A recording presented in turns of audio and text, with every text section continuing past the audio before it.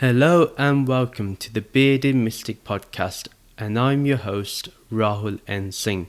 Thank you for joining today and for taking out the time to either watch or listen to this episode. If you would like to support the Bearded Mystic Podcast, you can sign up to the Bearded Mystic Podcast Patreon page, and you will find the link to that in the show notes or in the video description below. Verse 49, Listen Arjun, Buddhi Yoga is greatly superior to mere material actions. Take refuge in loving surrender to the wise discernment of the buddhi faculty. Those whose karmas are only based on the logic of obtaining the fruits of material action are selfish and become miserly beings clinging to inert matter. Let's begin with the first line. Listen, Arjun, Buddhi Yoga is greatly superior to mere material actions. The yoga of wisdom is superior and the most important. This is what we know from what Buddhi Yoga means, that it is the yoga of wisdom, the yoga of knowing what is real and unreal. The simple reason for this is that it is wisdom that defines how we live and what actions we do and what intentions we have. Remember, with wisdom and with that discernment, we know how to act in the world, we know how to be in the world, we know what to think in the world, and we know how to be above the world at the same time.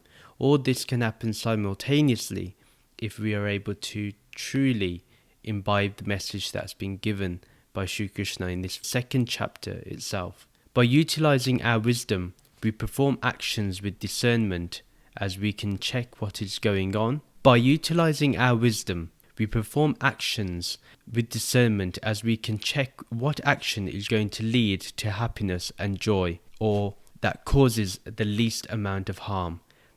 This is the important thing to recognize, is that when we utilize our wisdom, when we utilize the knowledge that we've been given, and we then perform actions in line with that wisdom, that action is most likely going to lead to happiness. It's most likely going to lead to joy, towards success, towards more serenity, towards more tranquility and peace.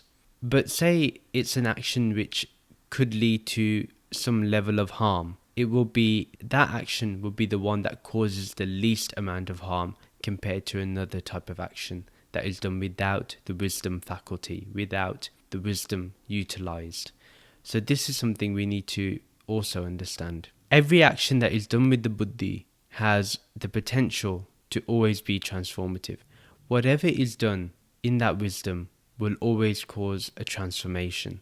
It will always be one that transforms a situation or transforms a person's life. This is why it is important and imperative for us to always utilize the wisdom that's been given by the sages and saints, what we've learned here from Shri Krishna, and also to our gurus that we adhere to, that we follow. Also, with Buddhi Yoga, the path is focused on liberation and on Brahman, which makes it eternal. In the future verses, this will be made more clear. When we focus on liberation, we're focusing on an action which will have an eternal consequence. Therefore, we want that eternal consequence to be one of fruitfulness, one of beauty, one of happiness. That's why it's really important to act from that place of wisdom. Being in yoga, in union with Brahman, with the Atman, we can have that mental calmness, that equanimity, which allows one to transcend the results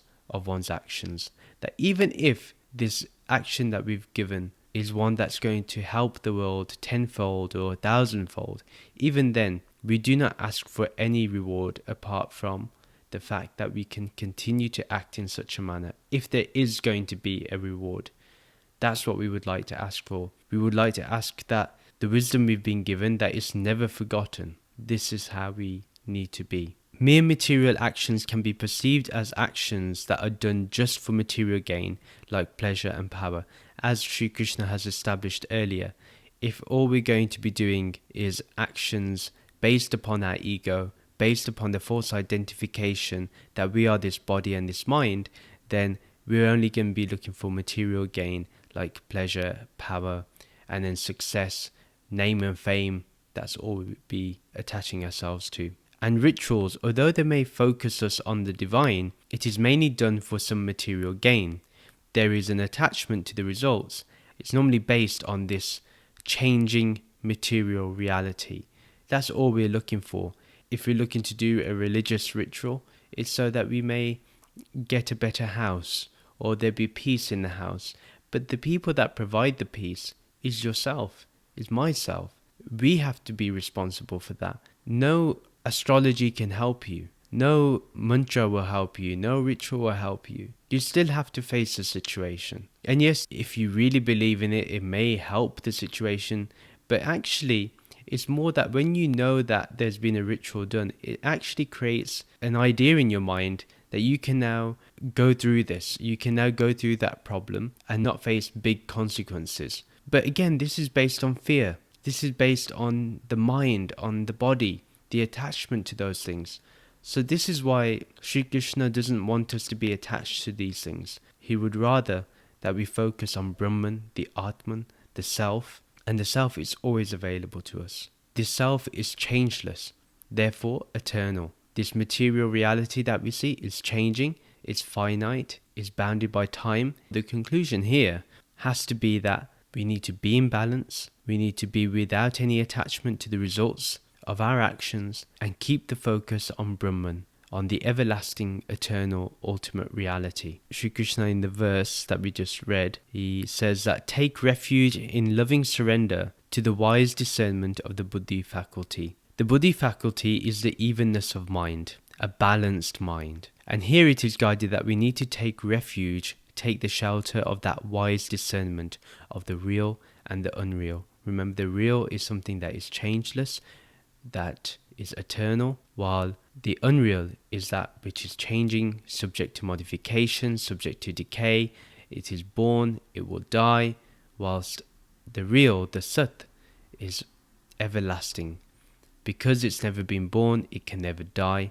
It is self-existent. So this is why we need to have this discernment, so we can always be in refuge of this, the shelter of this buddhi faculty. And the key here is loving surrender. So how can this be practiced? By surrendering, what this shows is that we can make the choice to go to the discernment of that balanced mind, that mind that sees all as one. When done with love, we do it wholeheartedly. So this surrender is because we understand that this is the better path. We need to continue to remind ourselves of the real and the unreal. Once we recognize what the real is, then surrender is natural, because we know that is the better thing to do. That is the better action that will yield better results. Not that we're looking for better results, we don't have that attachment to those results, but we're not going to look to harm people. Or at least we're going to be looking at that action that does the least harm. So being in that knowledge of what is real, we can easily have surrender, and we do it with love. And whenever something is done with love, we know that it's done wholeheartedly. It's done with our fullness of being. It's done with our complete nature invested in that. The more we focus on the real, the easier it is to be in loving surrender.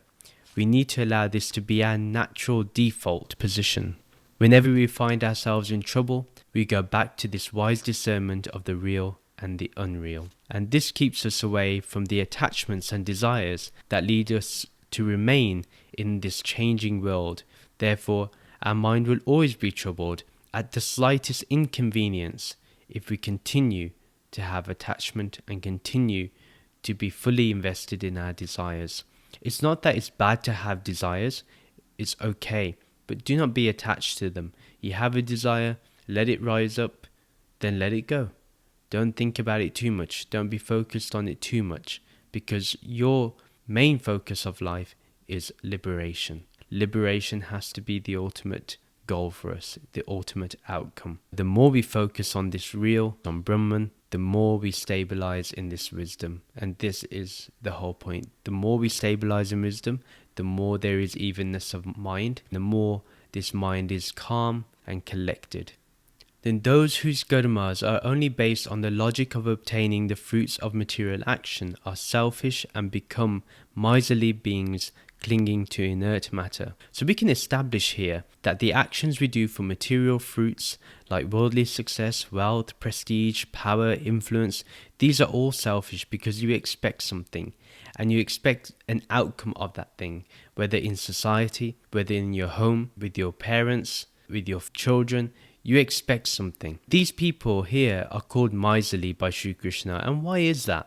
It's because they are just focused on getting what the world can give.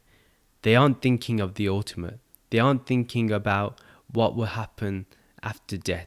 If they were really in awareness about death and knew that death could happen at any time, would they focus on this changing reality, this changing world with its changing levels of success and wealth and name and fame?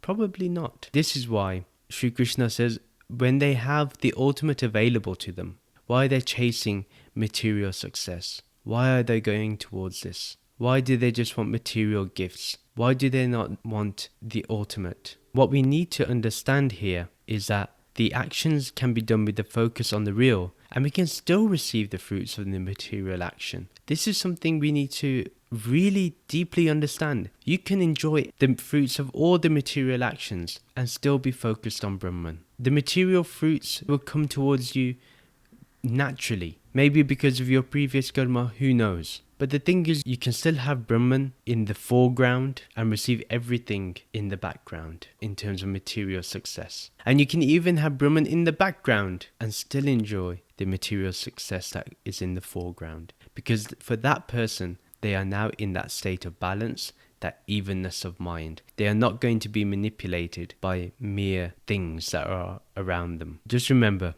the real reward is focusing on the truth and being one with Brahman. If we want to look at the context of the whole verse, Krishna has shown us what is in store for us depending on what we want to do. If we strive just for the fruits of material action, then that's all we're going to get, and we lose a treasure that is full. If we choose to be a jnani, who is in loving surrender to Vivek, towards the discernment of what is real and unreal, to that wisdom, the fruits of their actions are everlasting. This is that treasure that is full, and even if you take fullness out from that, it remains full. This is the treasure that is available to us if we truly follow the words of Shri Krishna. In verse 50, one who is permanently linked to the buddhi faculty goes beyond the relativity of sukha and dukkha as the determiner of what they do. Therefore, connect with your Atma through yoga, and that yoga will restore harmony and balance to all your actions.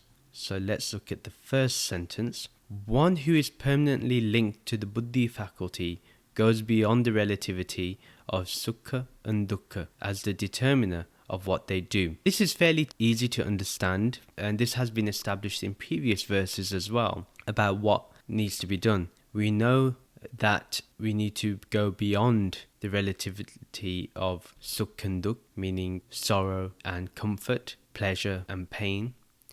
Let's go into this a bit more, that those that focus on sat, on the real, who continuously use their discernment, they go beyond sukh and dukh, comfort and suffering. And every action of theirs isn't determined on what will provide comfort for others or suffering for others. They will be beyond both of those things. That also applies to their own self as well. They'll look beyond the comfort for themselves and also the suffering for themselves. Those individuals who are linked to their buddhi faculty are difficult to understand, as people will not be able to understand why they act, and especially when it could be going against their very own comfort or it perceives to provide suffering for others. This is why sometimes we find gurus are very difficult to understand, because we try to fit them in a framework in which we see the world in. But here we can understand that a wise person, someone that is connected and permanently linked to the buddhi faculty, they perceive things far beyond that we can understand. And because we are always constantly thinking about our own comfort, or we're worried about being in suffering or being in pain, this makes it very difficult for us to understand this process. And that's why if we truly want to be beyond comfort and suffering, what we need to do is first permanently link ourselves to the buddhi faculty, to this mind, to that evenness of mind, the mind that is full of wisdom. At the same time, we need to ensure that whatever we do goes beyond the idea of comfort and suffering. This is very important. This can be linked with the previous verses that you are not in control of the fruits of your actions, and this is basically reiterating the same thing. Shri Krishna continues in that verse to say, therefore connect with your Atma through yoga, and that yoga will restore harmony and balance to all your actions. This is the aim for every listener or reader of the Bhagavad Gita. Connect with the Atma, connect with Brahman that is within, through the yoga of discernment, knowing the real and the unreal. Whenever we feel the ego wants to take over, by remembering this wisdom, this gyan, we can bring harmony and balance to our actions. The actions mentioned in this yoga is not ritualistic actions or actions that please that which is unreal, meaning material success or material reality or maya. The action here is anything done with the buddhi. Remember, the Atma doesn't receive any fruits of your actions. It is one with Brahman and beyond this world and the joys, pleasures, suffering and pain of this world. Remember this.